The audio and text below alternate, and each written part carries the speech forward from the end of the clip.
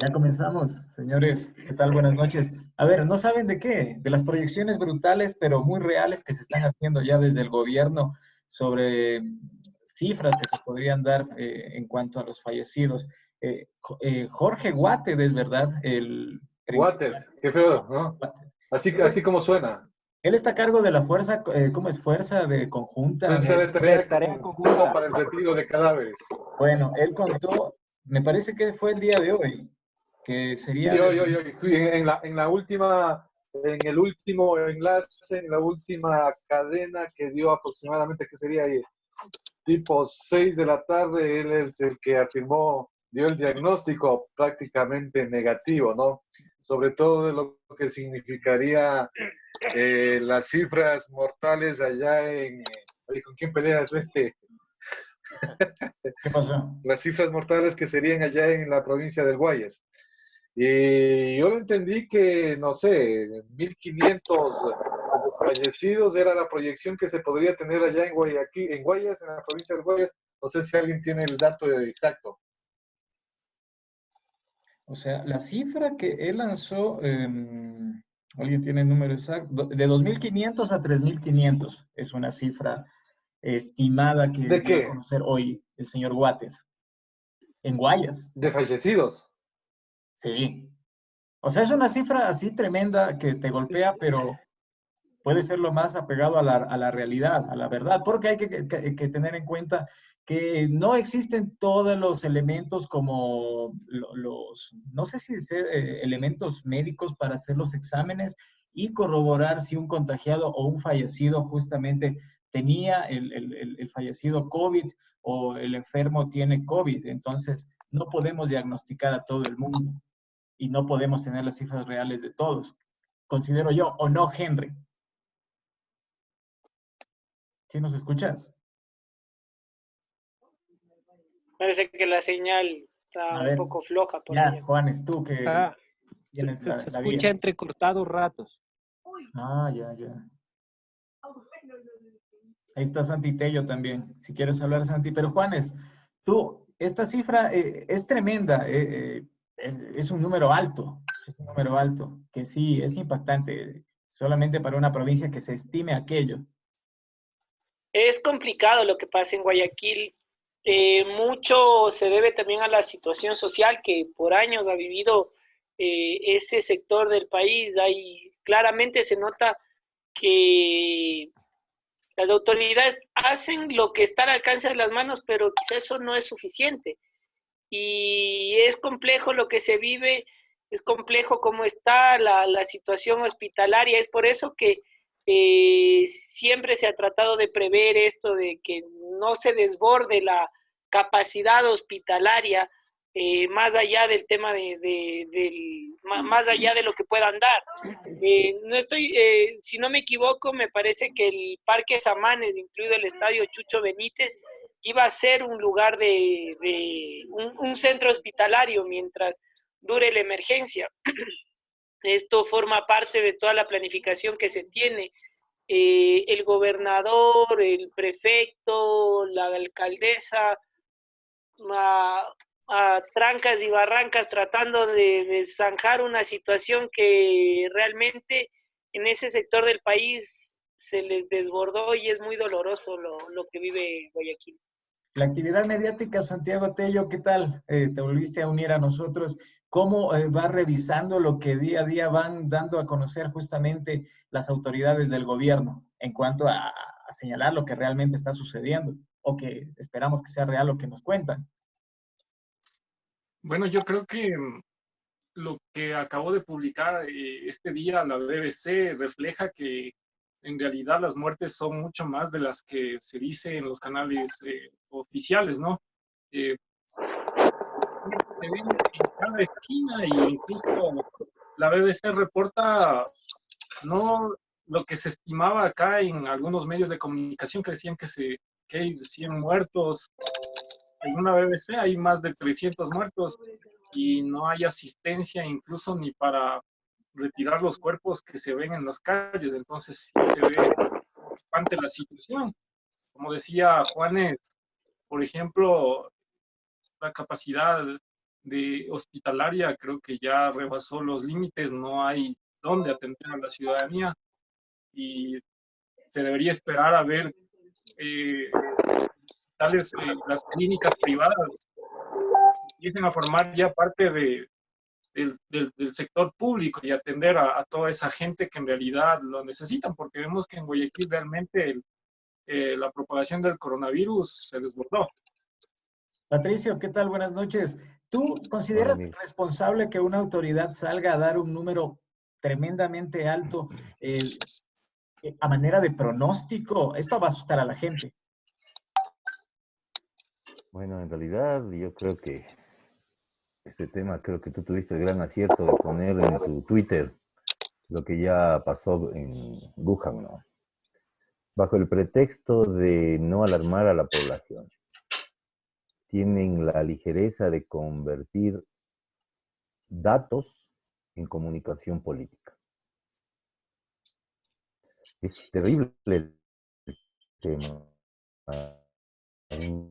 Interpretar unos datos sin más, no sé, la certeza más grande, que obviamente dan los números, ¿no? Y cambiarle el tema bueno, sí, voy a aceptar. Yo creo que eso responde un poco a lo que Vera presionó tanto, ¿no? Presionó tanto a través de su Twitter y en sus entrevistas a decir que les están mintiendo. Y ahora se vieron abocados a dar cifras. Luego salió nuevamente Water, estoy esperando una entrevista con Water para ver qué es lo que me comenta. Pero sale Water y dice abiertamente que se disculpa de todo lo que está pasando, pero que sí que son 98 muertos por COVID.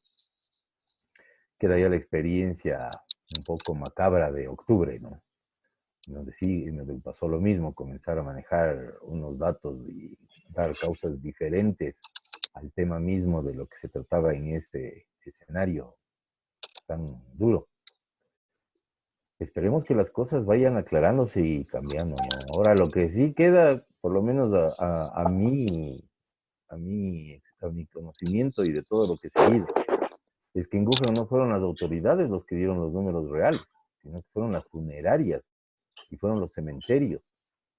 Cuando ya enterraron cuando ya procedieron a la cremación de los cuerpos y cuando obviamente se utilizaban los instrumentos fúnebres y los féretros, ¿no? Así que ahí sabremos la magnitud de esta desgracia, ¿no? ¿Qué tal, Henry?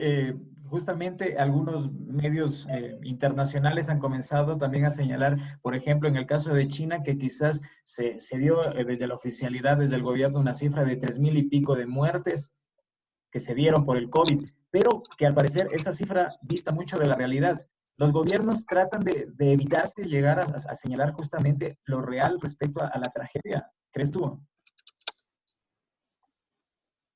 Yo le quiero enfocar esto desde el punto de vista de qué te puede generar lo que tú decías, ¿no? Hasta cierto punto, dar unas cifras de esta manera, algo irresponsable, genera pánico en la ciudad.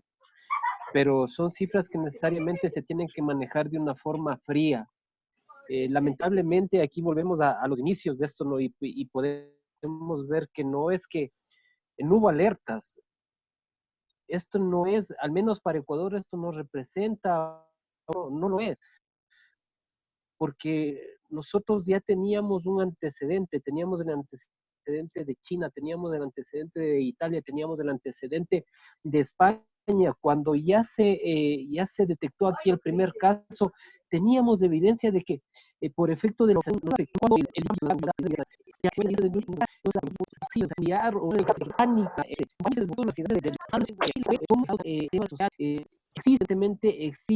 este manual, pero porque vieron no de la forma más de la formación que podemos nosotros también como todo lo que aquí con las mismas edades de todo era dado pie todo esto y las situaciones por eso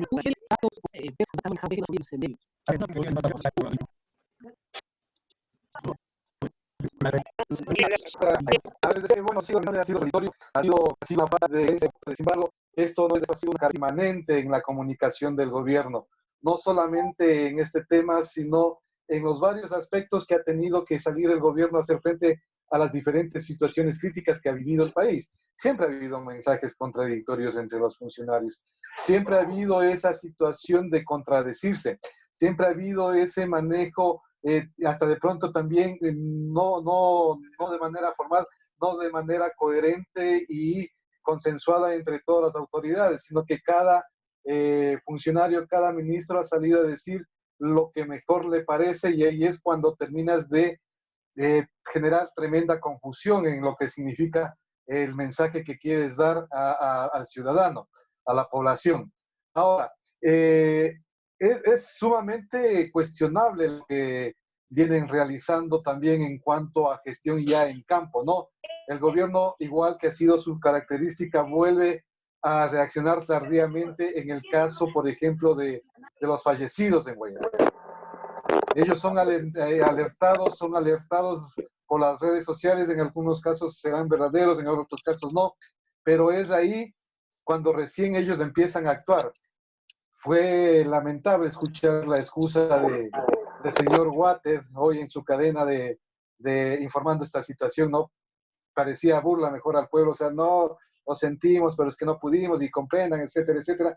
Es decir, no son acciones de funcionarios responsables, más allá de que el virus o el coronavirus en verdad fue algo que cogió de sorpresa a todos los países, pero como autoridades creo que les cogió más de sorpresa a los que en este momento nos están liderando a nosotros.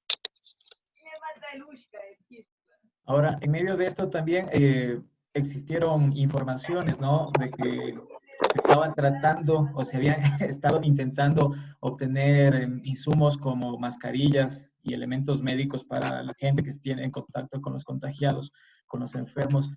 Patricio, ¿algún cuestionamiento? Ya el gobierno está revisando, algunas instituciones como Contraloría va a auditar, a investigar este tipo de intentos de negociado que al parecer supuestamente se estaban pretendiendo dar. Bueno, sé yo que Contraloría, y creo que ya es público desde el día sábado anterior, que Contraloría comenzó ya un examen a ese experimento, porque nunca llegó a ser cancelado. Sin embargo, ¿qué se puede decir? Un tuit del presidente exculpa al presidente del consejo directivo del IES y le invita a que él haga las investigaciones. Creo que se han olvidado muchos temas, o más bien esperaron para luego darle la vuelta. Y se olvidaron que con una de las normativas que ellos mismos habían implementado, el director general, o hasta el nivel de director general, podía contratar solamente hasta 7.800.000. Entonces, esta contratación no podía darse sin la firma de una autoridad mayor al director nacional. Y peor aún, podía darse con solo mandos medios, como se dice. Luego, creo el día lunes renuncia el director nacional, este señor... Loja Llanos. Loja Llanos, sí. Renuncia. Y horas más tarde lo destituyen por haber contratado él sin la autorización y porque sobrepasó los 7.800.000. Cosa tan rara porque luego, perdón la cuña, pero miren, Exacto Digital, allí hay una recopilación de algún medio que obviamente también es parte de estas campañas de ir y venir a política, en la que retoman las declaraciones del día viernes o del día jueves y las comparan con la del día viernes, en la que él sale del problema con su declaración, ¿no? El día jueves dice que están comprando y que ya está todo hecho y todo lo demás. Ahora, el que va a perder ahí, como siempre, va a ser el que intentaba traer las mascarillas, ¿no? Porque él nunca va a recibir ese dinero, ya no pudo recibir ese dinero y a lo mejor ya tienen las mascarillas aquí o viniendo, yo qué sé. Ahora comienza un tema de Contraloría que entre ir y venir, notificación, apelación y todo, puede llegar a durar 10 años.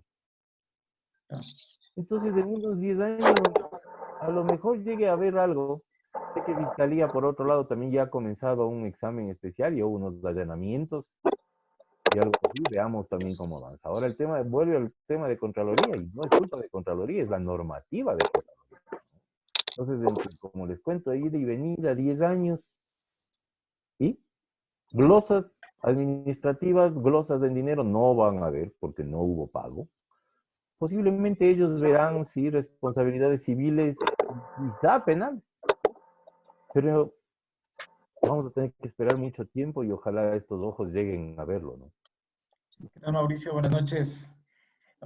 Comenzamos hablando del tema del impacto de las informaciones que el gobierno ha soltado últimamente y estábamos recientemente hablando de esto, de un intento de negociado que se estaba tratando de dar en medio de la emergencia. Vos desde tu hogar, ¿cómo has recibido la información que se ha generado desde el gobierno o información que involucra al gobierno en actos como esto? ¿Cómo has revisado la situación en estas últimas horas, días? Bueno, buenas noches con todos quienes están presentes en esta reunión, las personas que nos están observando también a través de sus dispositivos. Bueno, hay aquí un claro error comunicacional por parte del gobierno nacional, donde se equivocan mucho en la forma de cómo llegan a la población. Hay una guerra mediática, eso no cabe dudas. El hecho de todas las noticias que se están dando, el gobierno lo toma como fakes y no todas son fakes. Entonces ahí hay que tener cuidado cómo se procesa y cómo se maneja estos comunicados de prensa, aparte de la comunicación que se va dando por parte de los ministros, del mismo presidente, porque hay que ser claros en una cosa. Al inicio de esta crisis sanitaria, me parece que estuvieron manejando de una manera medianamente correcta el proceso de comunicación. Con ruedas de prensa virtuales, donde invitaban a un número de periodistas y todo lo demás, pero se desvirtuó esto a medida de que fue creciendo la crisis. No sé si es que tal vez fue una toma a la ligera o subestimaron al virus como tal, y hoy por hoy es lo que vemos en Guayaquil. Gente que se desploma, no sabemos si es que fallece en ese momento, lo cierto es que se desploma.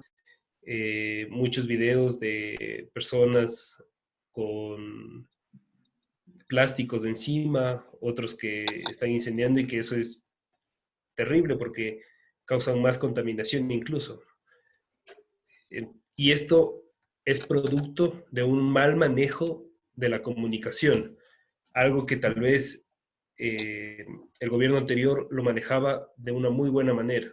Tenían unas estrategias comunicacionales impresionantes que sabían cómo llegar a la mayoría de la población.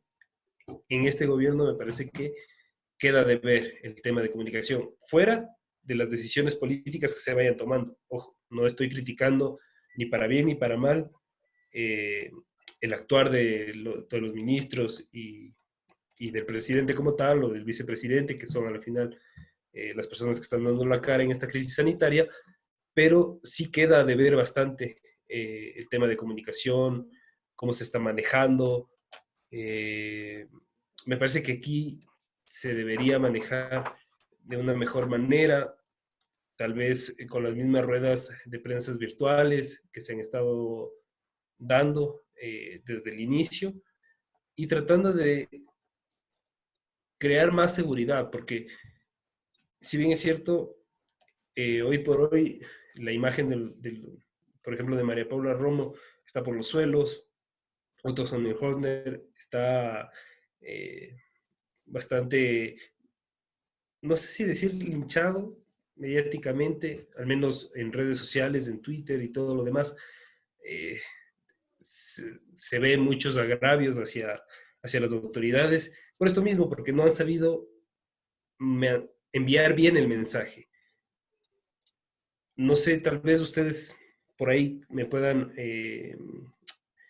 ayudar con un poco más de herramientas en base a lo que estoy manifestando, porque sí, hay muchos errores.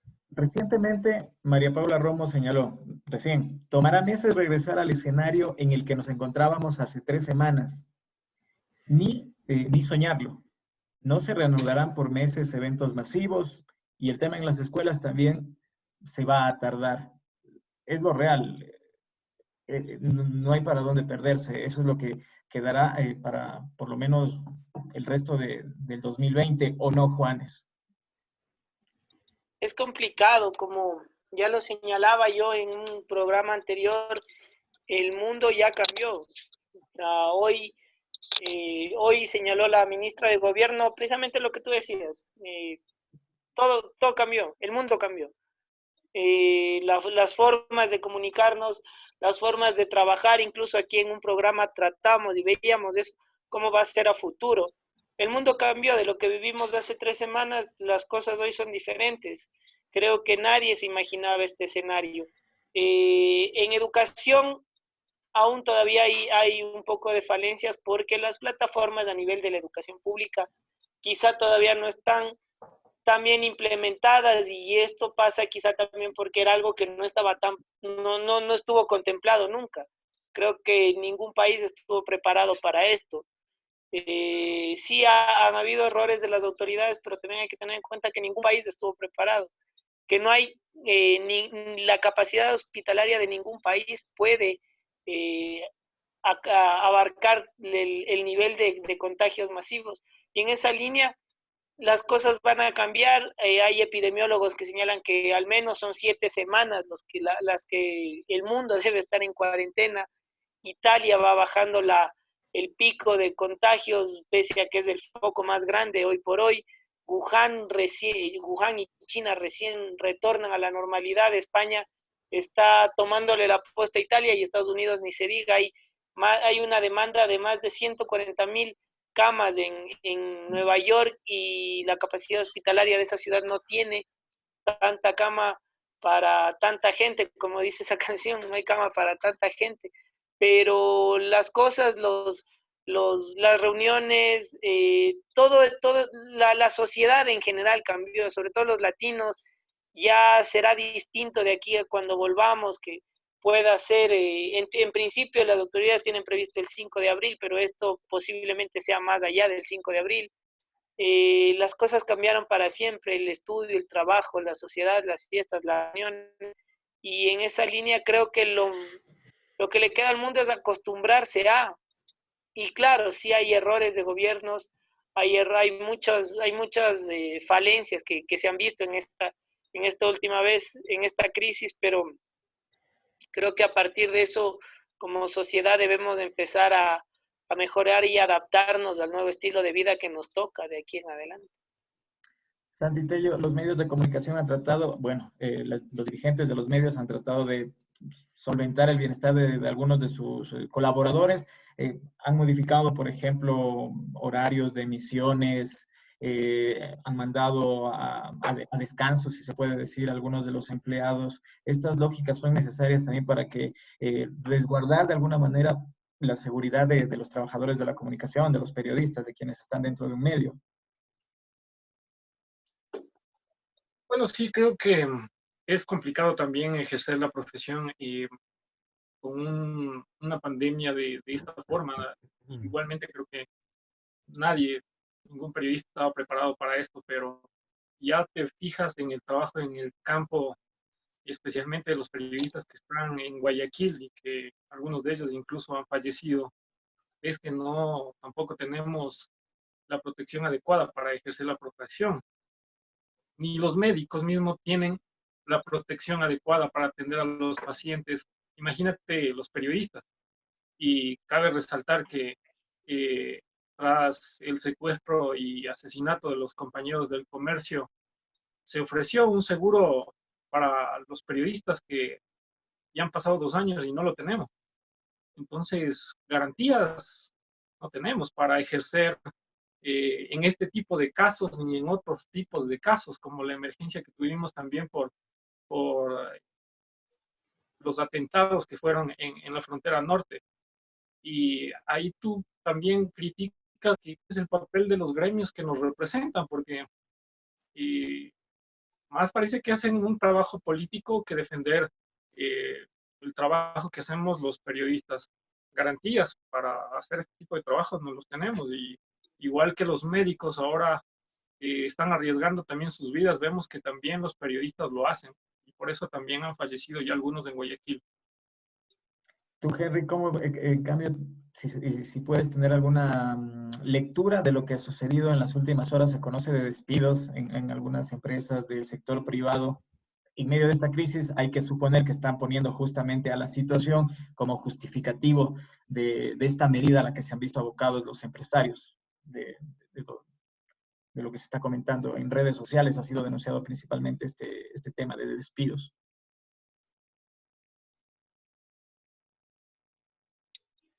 Henry. Sí, Santi, está un poco retardado el audio y lamentablemente hemos tenido que escuchar y a lo largo de la jornada de hoy especialmente y ayer también se anunciaba a través de redes sociales los despidos en algunos sectores. Y esta es algo que juega también en contra de la imagen del mismo gobierno, porque recordemos que cuando todo esto inició, Lenín Moreno anunció que no se iban a despedir empleados y que él iba a tratar de interceder incluso o llegar a acuerdos con la empresa privada para que esto no ocurra. Sin embargo, esto está ocurriendo. Recordemos que con el acuerdo ministerial 079 del Ministerio de Trabajo, en ese tiempo al frente de Andrés Madero, ya se presentó este acuerdo ministerial en donde se daba la posibilidad para que las empresas hasta cierto punto lleguen a una especie de acuerdo con los trabajadores. Incluso había la posibilidad de que quede abierto la posibilidad de que no exista el pago de la remuneración. Nuevamente, con la declaratoria de estado de excepción parecía que ese acuerdo perdió vigor. Sin embargo, cuando entró el nuevo ministro de Trabajo, emite el nuevo acuerdo ministerial número 80 y con este acuerdo ministerial se están dando estas cosas que los gremios sindicales ya han estado denunciando de forma permanente y llaman al gobierno para que garantice los derechos laborales y que por ningún concepto se precarice la relación laboral. Pero sin embargo, sí, esto está ocurriendo aquí en el país. Con esta situación de la crisis sanitaria que estamos atravesando, se están dando despidos, se están registrando despidos. Y finalmente, yo me hago la siguiente pregunta. ¿Esto ayuda a solucionar en algo el problema por el que estamos atravesando o a la larga lo que está haciendo? Recordemos que después de esta crisis sanitaria, nosotros vamos a estar sometidos, indudablemente vamos a estar inmersos en una crisis económica. Y todo esto, no sé si juega a favor de todo esto o juega en contra. Juega en contra todas estas situaciones de la misma imagen del gobierno. Y lo que decía Mauricio, pues en todas estas pequeñas cosas uno puede ver el manejo inadecuado de la comunicación por parte del gobierno. No es solo hoy. Recordemos lo que decía Santiago, en el secuestro de los compañeros periodistas ya ocurrió esto. Ya ocurrió. Entre los personeros del gobierno existían contradicciones en lo que se decía. En la crisis de octubre ocurrió lo mismo y hoy se vuelve a repetir el mismo problema, que lamentablemente yo en esto sí voy a tener que insistir. Es un problema que sorprende a todos los países. Sin embargo, nosotros, y lo que ocurrió en China es hace 3 meses y no hemos tomado previsiones. Entonces, aquí lamentablemente yo ayer les explicaba que, en días anteriores les explicaba que esta crisis puede ser agravada por 2 factores, que la una es que el Estado no tenga la capacidad para reaccionar con su sistema de salud pública, la otra es que no exista una conciencia verdadera de la ciudadanía frente al problema. Y para mí el tercer problema es la forma como las autoridades del gobierno manejan esta crisis. Hugo, veníamos mal. A iniciar el 2020, el gobierno endilgó el decrecimiento, no recuerdo el número, el porcentaje, a la crisis, al tema de las protestas de octubre. Ahora el país, antes de la enfermedad estaba mal, con la enfermedad va a estar mal, y el ciudadano común es el que va a estar rejodido si llega a tocar este tema del desempleo también a su puerta, más allá de los casos que ya conocemos. ¿Va a estar jodido el ciudadano común? ¿Solamente ellos? Esa es mi pregunta y voy aquí a discrepar con alguno de los compañeros. ¿Qué pasa con el empresario también? Es decir, o sea, sí lo hable la situación de tratar de mantener los puestos de trabajo, pero ¿en base a qué? ¿En base a qué si no estás produciendo?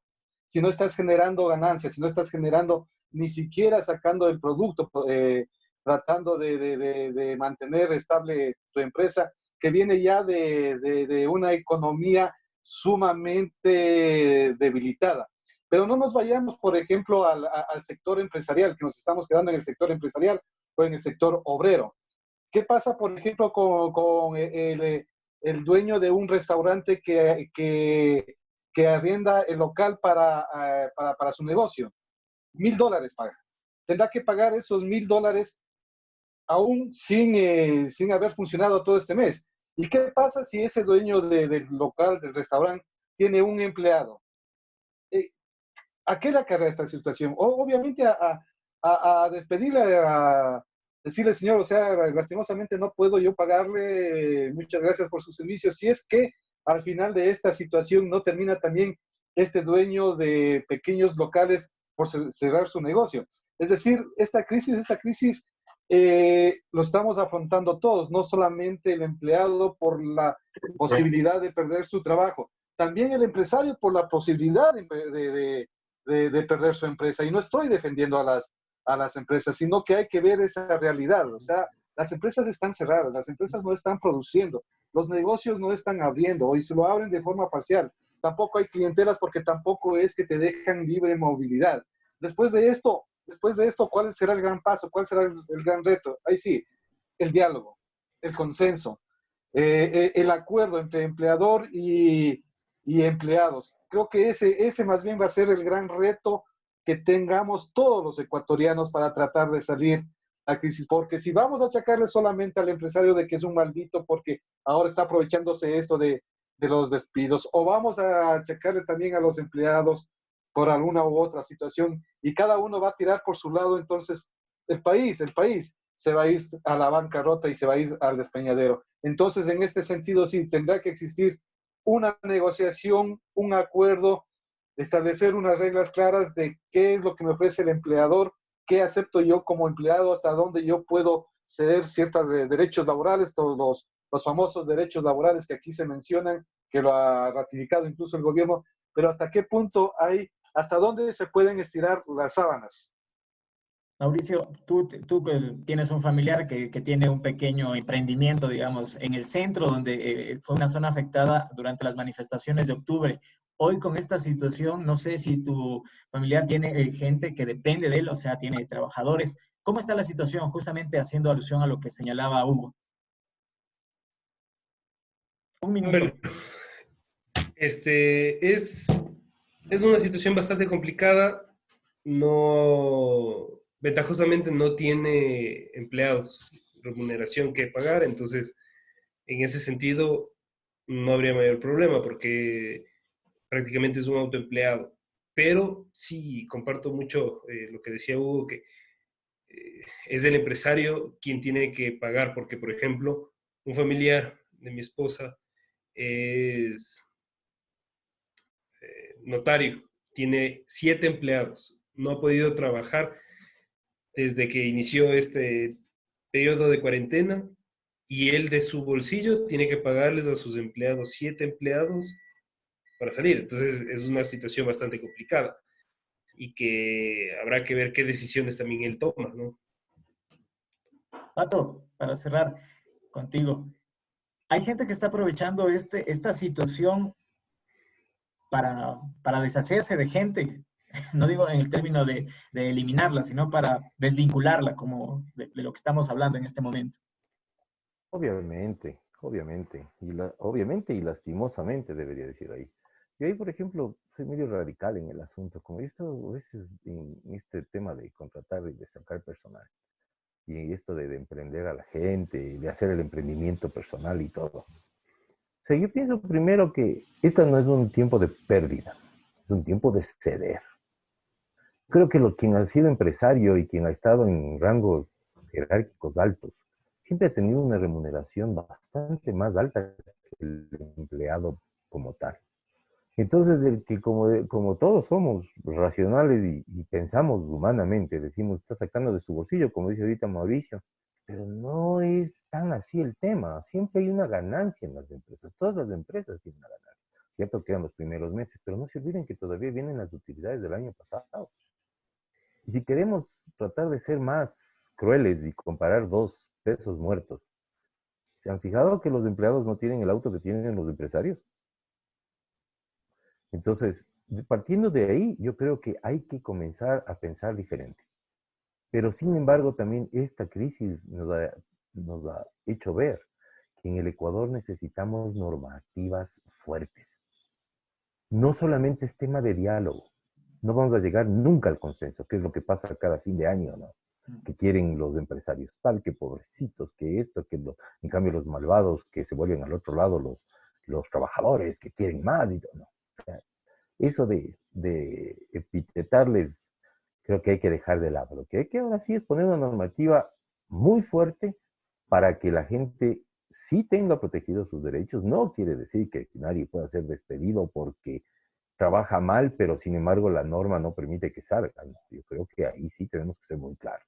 Quien trabaja mal, pues debe salir. Quien es un aporte nunca va a salir porque de verdad va a ser una de las palancas para que cualquier negocio salga, ¿no? Pero también los empresarios, desde los pequeñitos, tienen que aprender un poco a ceder y a darse cuenta que el talento humano, no recurso, yo me muero las ideas con el tema de recursos, el talento humano, desde lo más bajo, es quien les hace a ellos ganar. Entonces hay que cuidarlo. Yo creo que ahora nos vamos a dar cuenta. Listo, muchachos, un gusto. Nos vemos en otra emisión. Gracias.